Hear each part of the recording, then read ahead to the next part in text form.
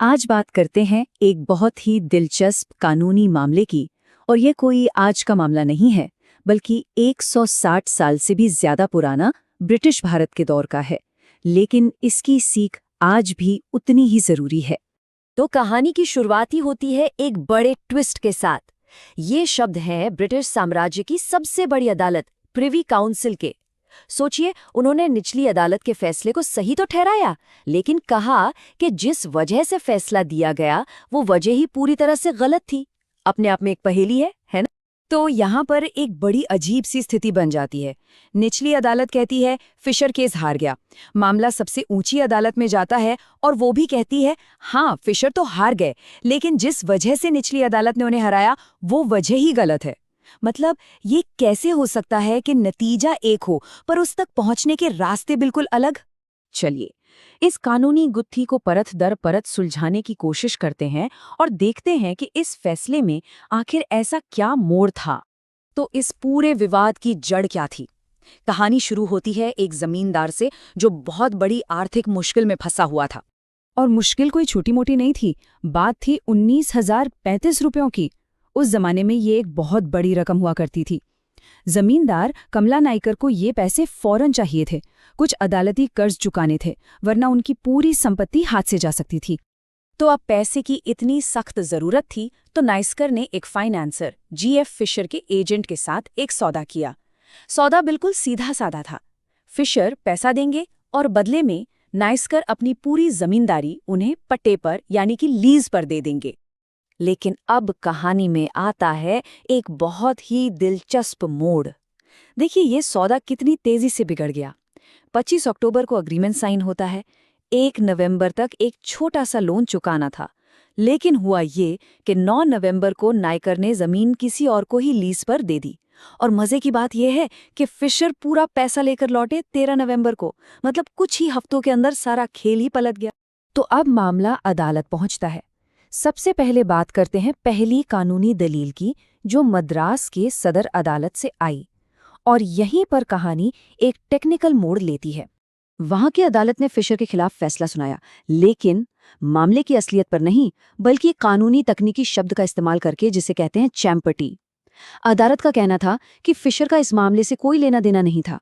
वो तो बस किसी और के मुकदमे में पैसा लगाकर मुनाफा कमाना चाहते थे, जो कि गलत है। तो ये चैम्पर्टी आखिर होता क्या है? देखिए, आसान भाषा में समझें तो ये एक गैर कानूनी समझौता है। मान लीजिए कोई बाहरी आदमी किसी केस में पैसा लगाता है, इस शर्त पर कि अगर केस जीत गए तो जमीन या प्रॉपर्टी का एक हिस्सा उसे मिलेगा। कानून की नज़र में इसे सही नहीं माना जाता। लेकिन कहानी यहाँ खत्म नहीं हुई। मामला गया लंदन प्रिवी काउंसिल में, जो उस वक्त की सबसे बड़ी अदालत थी। और वहां जाकर तो पूरा नज़ारा ही बदल गया। प्रिवी काउंसिल ने चैम्पर्टी वाली दलील को सिरे से खारिज कर दिया। उन्होंने कहा, अरे फिशर कोई बाहरी आदमी थोड़ी है, वो तो शुरू से ही इस सौदे का असली हिस्सा थे। उनका एजेंट तो बस उनकी तरफ से काम कर रहा था। वो किसी और के लिए नहीं, बल्कि अपने खुद के पैसे और हितों के लिए लड़ रहे थे। तो चैम्पर्टी का तो सवाल ही पैदा नहीं होता। तो अब सवाल ये उठता है कि अगर चैम्पर्टी वजह नहीं थी, तो फिर असली वजह क्या थी? और यहीं पर प्रिवी काउंसिल का तर्क इस पूरे केस का दिल है। और यही वो सवाल है जो हमें कहानी के क्लाइमैक्स तक ले जाता है। अगर तकनीकी आधार गलत था तो फिर फिशर को इंसाफ क्यों नहीं मिला? प्रिवी काउंसिल ने यहाँ एक बहुत ही जरूरी कानूनी सिद्धांत पर जोर दिया, उचित समय या रीजनेबल टाइम। अदालत ने कहा कि ये जो सौदा था ये बिना शर्त के नहीं था। इसकी एक छुपी हुई शर्त थी कि फिशर को पैसा लेकर एक मुनासिब वक्त के अंदर वापस आना होगा। और ये मुनासिब वक्त क्या था? इसके लिए अदालत ने सबूतों को खंगाला। पहली बात, नाइकर पर कर्ज का भारी बोझ था, मतलब उन्हें पैसा फौरन चाहिए था। दूसरी बात, एक छोटा कर्ज 1 नवंबर तक चुकाना था, जिससे ये अंदाजा लगता है कि बड़े कर्ज की उम्मीद भी उसी के आसपास थी। और फिशर साहब लौटे कब? 13 नवंबर को, पूरे 19 दिन बाद। तो देखिए, उम्मीद थी कि फिशर करीब 8 दिन में यानी 1 नवंबर के आसपास लौट आएंगे, लेकिन असल में लग गए 19 दिन। ये देरी छोटी मोटी नहीं थी, बल्कि बहुत बड़ी, और यही निर्णायक साबित हुई। और बस यही था आखिरी फैसला।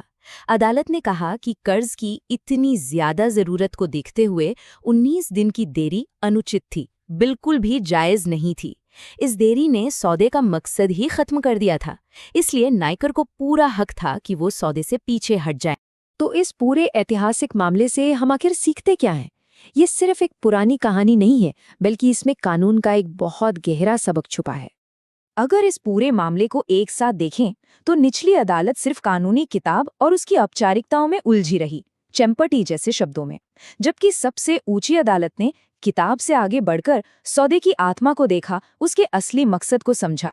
तो इस 160 साल पुराने फैसले से कौन सी बड़ी बातें सीखने को मिलती हैं? पहले, किसी भी एग्रीमेंट का कॉन्टेक्स्ट, यानी कि वो किन हालात में किया गया, बहुत ज़रूरी होता है। दूसरी, उचित या रीजनेबल क्या है, ये हमेशा हालात तय करते हैं। तीसरी, किसी सौदे का मकसद उसके लिखे हुए शब्दों जितना ही, बल्कि कभी-कभी उससे ज़्यादा मायने रखता है। और आखिर में, इंसाफ की दुनिया में अक्सर नीयत और सार सिर्फ कागजी कार्यवाही पर भारी पड़ते हैं। ये सब हमें एक बहुत बड़े सवाल पर लाकर खड़ा कर देता है। आखिर एक वादा कब वादा नहीं रह जाता? ये केस हमें बताता है कि इसका जवाब हमेशा उतना सीधा नहीं होता जितना लगता है ना? सोचने वाली बात।